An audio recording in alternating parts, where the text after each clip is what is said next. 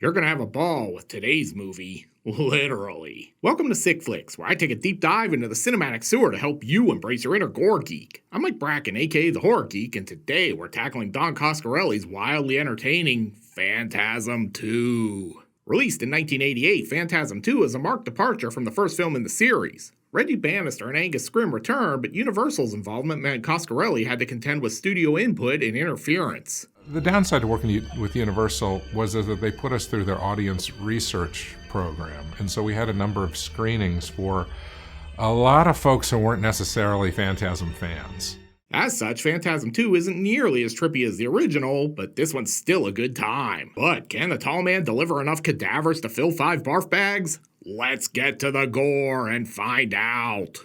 Oh, and before we get started, today's video is brought to you by patrons Uwe Marquardt, sorry if I butchered that, Paul Aldreet, and Duke Richards. If you'd like to help sponsor some videos, you'll find a link to my Patreon in the pinned comment and description below.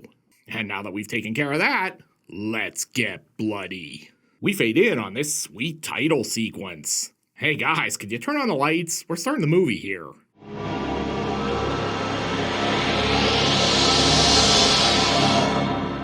Phantasm? Wait, I already did this. Oh, it's part 2. And let's get our football practice joke out of the way early this week. Man, that's one sweet ape drape she's rocking. Well, now that I'm awake, I guess I might as well work on my manifesto. Dear Diary, I'm not sure I like my new haircut. I'm going to have to mull it over for a while. Oh, she's got some storyboards from the original Phantasm on there. And since nothing much is happening, might as well drop in a flashback to the first film's ending. Mike, that tall man of yours did not take Jody away. Back inside, Jody makes his only appearance in Phantasm II. He may not be in this movie, but judging by this photo, he looks pretty focused. Downstairs, Reggie's like, Mike, did you break my Hummel figurines? Those are my retirement. While Mike's busy getting abducted, Reggie's checking the cabinet to find his jump scare. Oh, there it is. It looks like he's being attacked by Mickey Rooney. Look, I love ballroom dancing as much as anyone, but I gotta save Mike, Mickey. I guess they didn't spray for Jawas this spring. When you see one, there's always 100 more. Too bad for Reggie, he's cornered. These Jawas gotta sell some droids, and they're not taking no for an answer.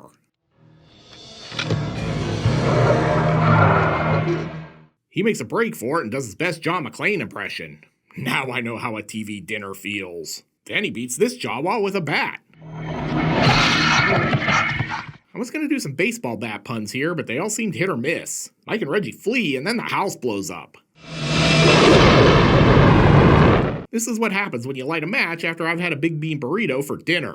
I hope Reggie was paid up on his homeowner's insurance and bought the active Jawas clause. Meanwhile, the tall man is like, damn it, gonna have to hire more Jawas. Then it's time for some exposition.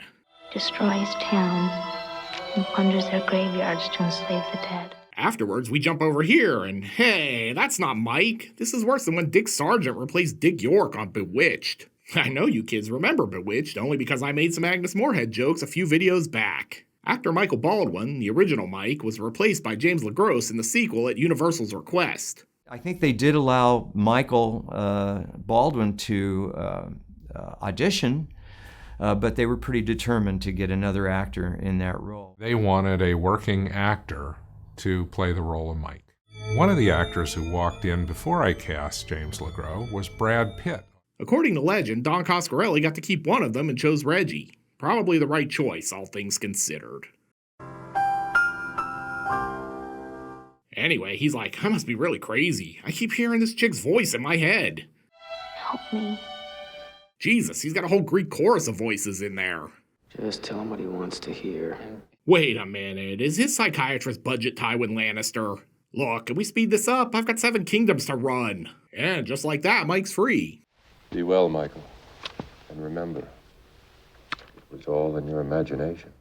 Who said America's mental health system was broken? Later that night, he breaks into the cemetery. He couldn't just go in the front gate because people are dying to get in there. Inside, Reggie stumbles onto some grave developments. God, you're not even out 5 hours and you're already grave robbing. Come on, Mike. Mike may really be crazy. That story about me blowing up my own house because it was infested with midgets. We call them Jawas, Reggie. Midget is hurtful. You're gonna get canceled. Anyway, they head home and then this happens.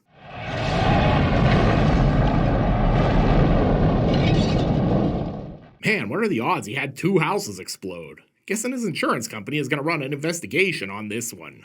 This is basically the end result whenever I try to use the oven. I also feel like we should institute a rule that if you're gonna do a bunch of house establishing shots, the houses should explode. Phantasm II is nailing it so far. And I gotta say, this is a pretty sweet house for a guy who drives an ice cream truck for a living. At the funeral, Reggie's moving on with his life. Let's go, Mike. We got things to do. Like collect on my homeowners and life insurance policies for starters. They head out, but first they've got to take a quick drive through Yellowstone here before the real movie starts. While on the road, Reggie decides to do a little journaling. These car trips aren't all they're cracked up to be. My tailbone hurts and Mike smells like stale Funyuns and B.O. Also, I think he might have been replaced by a fake Mike. Eventually, they arrive in downtown Detroit. Man, they've really cleaned it up. They'll be getting a Walmart and a Dollar General any day now. Must have been a sale at this cemetery from the looks of things. All these empty graves are a dead giveaway. This movie is going to have to work really hard to fill this many graves. And judging by his hat, Reggie is also a big Boogie Down Productions fan. He probably bumps Criminal Minded in the CUDA all the time.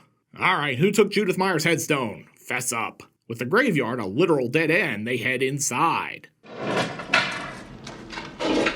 Mike and Reggie go their separate ways, and Mike finds this dead naked girl in the mortuary. He doesn't tell Reggie because he wants the cadaver all to himself. They meet back up in Freddy Krueger's boiler room, and wait, did they leave the lady in black from Witchery down here?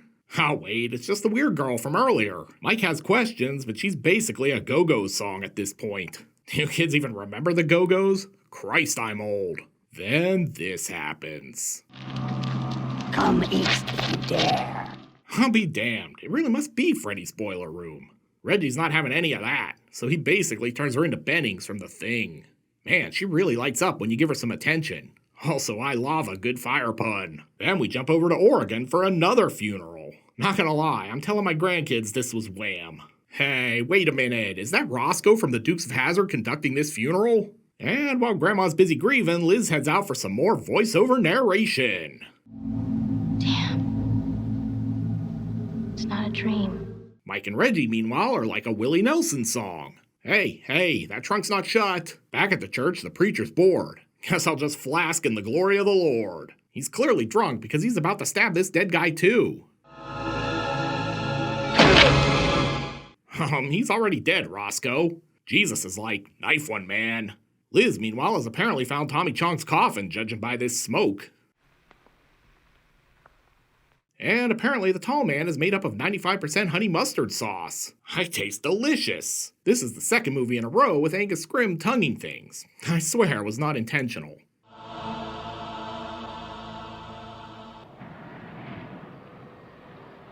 Ooh, look, house establishing shot transitions. Inside, the Reverend is looking for Jesus in the bottom of his bottle. Try J and B, or maybe J and C. His work on his burgeoning case of cirrhosis is interrupted by Mormons at the door. Damn it, how many times do I have to tell you guys we're Catholic? Oh wait, it's a corpse. You'd really think clergymen would be less shocked by the risen dead. I mean, Jesus and all that. And house establishing shot. Fingers crossed this one blows up. Believe it or not, we then go inside for a second, then back out for a house re-establishing shot. That's pretty meta. Grandma's woken up by some strange noise, which turns out to be her dead husband. Oh hey honey, I'm a little stiff, if you catch my drift. And next week on Supernatural. Back out on the road, Mike and Reggie have picked up a hitchhiker. It's the dead girl from earlier. I picked her up about 15 miles back. Mike, this is alchemy. I was almost named astrology. My parents had a hard time picking their favorite pseudoscience. Reggie's all like, I'd love to grind my pestle into your mortar. Rawr. Then it's time for a break. In what universe do guys pee outdoors standing this close together? This girl's in my dreams, except when she's in them, she's dead. Well, you've tried to C-block me in a lot of different ways, Mike, but this is a new low even for you. It's also good to see Reggie rebounded from the whole dead family thing so fast. House establishing shot. Inside, the tall man has left an invite for Liz. If you want her, come. I've got chicken tenders to go with this honey mustard. Alright, I'm calling shenanigans. It says this is Perigord Cemetery, but this is clearly the Morningside Cemetery from the start of the film. Anyway, she finds Grandpa's tombstone, and it appears there's been a grave mistake. Let's take a break and check in with Mike and Reggie. They're checking out this sweet house establishing shot. And here comes the weirdest line reading ever. I don't have a clue as to how the hell we're gonna get in here. I don't think that pause after clue was supposed to be there. Inside, they're setting up booby traps like they're planning to bring Freddy out of the dream world. Inside the mortuary, embalming is underway. Wait, this guy's full of cherry filling. Then Mike and Reggie crash the party. Gravers. Oh god, I hate those guys with their glow sticks and EDM. What's that? He said gravers. Oh, my bad. Hey, remember the Reverend? Turns out he's still in this movie. The tall man asks him what he's up to. Oh, just hanging around. He lives, but over halfway through the movie, we finally get to see some balls. Hell yeah. No, not like that, you pervs. The infamous flying spheres. How much longer are people gonna wander around this hallway before something happens? This is a movie about two dudes driving around in a muscle car looking for ghouls. How is it this boring? At least the spheres finally liven things up. Friends, Romans, countrymen, lend me your ear. And you could say this one's in balls deep. Hell yeah. Yeah, I mean, technically that's accurate. Well played, pervs. The tall man tosses Liz like she's a salad, but it's okay. Nana's here to make it all better. Oh my god. Grandma!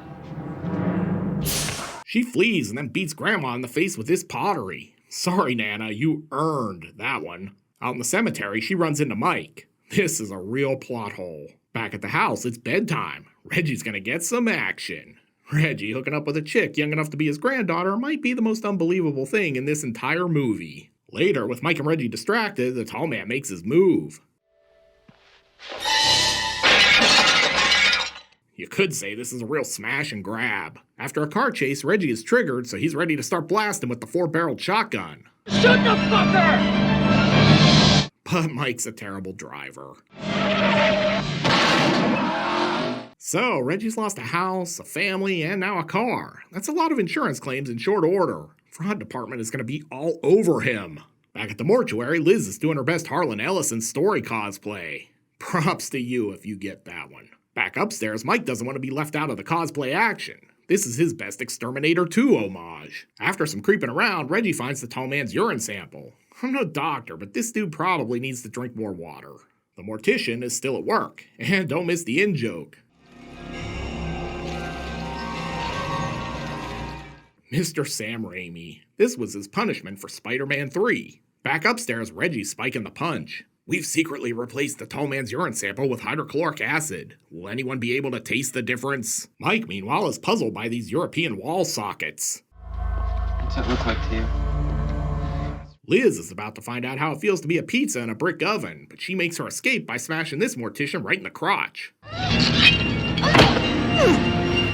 Talk about a nutcracker. Not gonna lie, this is not the kind of ball death I expected in a Phantasm movie. Back upstairs, Reggie's doing his best Cypress Hill impression. He's got a sawed-off shotgun with his hand on the pump. Liz is about to get balled hard, but Mike saves the day. But then he gets knocked the fuck out like he's Debo at the end of Friday. Liz is in trouble, but the balls are here to lend her a hand. It's just too bad the hand belongs to this mortician. While that's happening, Reggie's downstairs drilling this dude. Don't say it, hell yeah, Danny. Then it turns into Texas Chainsaw Massacre 2. Upstairs, Liz and Mike are about to meet the gold ball. Fun fact, they called this the Rambo sphere on the set because it was so good at killing. Maybe they should have called it the lightsaber based on these sound effects. And here's a little Evil Dead homage. Things go from bad to worse because they run into Lefty the Mortician and he's got a hand axe to grind. Luckily for them, this ball's a real pain in the ass. Downstairs, the chainsaw fight is underway. mean, it's not exactly Tiger on the Beat, but hey, a chainsaw fight is always cool. Come on, Reg, it's not the size of the chainsaw, it's how you use it. Reggie's about to escape, but Axel Palmer here grabs him and gives him a little pimp hand. Things look bleak for Reggie, but he turns the table by doing a little wood chopping of his own.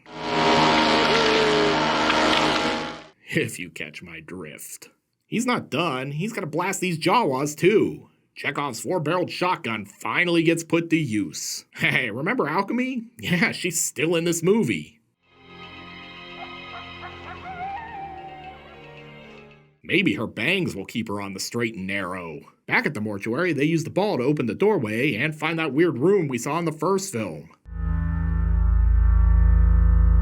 This is the only set they had left after blowing up all the others. They're gonna torch the place and escape, but surprise, the tall man has other plans.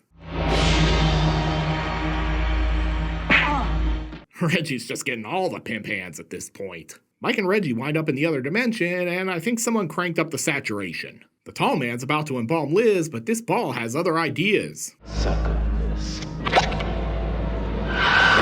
Then they jab him with the embalming wand and give him a transfusion of hydrochloric acid.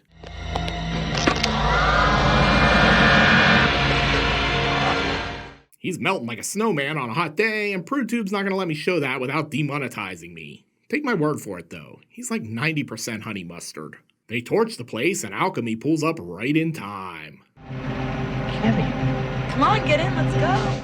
How convenient. And that means happy endings, right? Not so fast. I feel a swerve ending coming. I nailed that son of a bitch. Wait for it.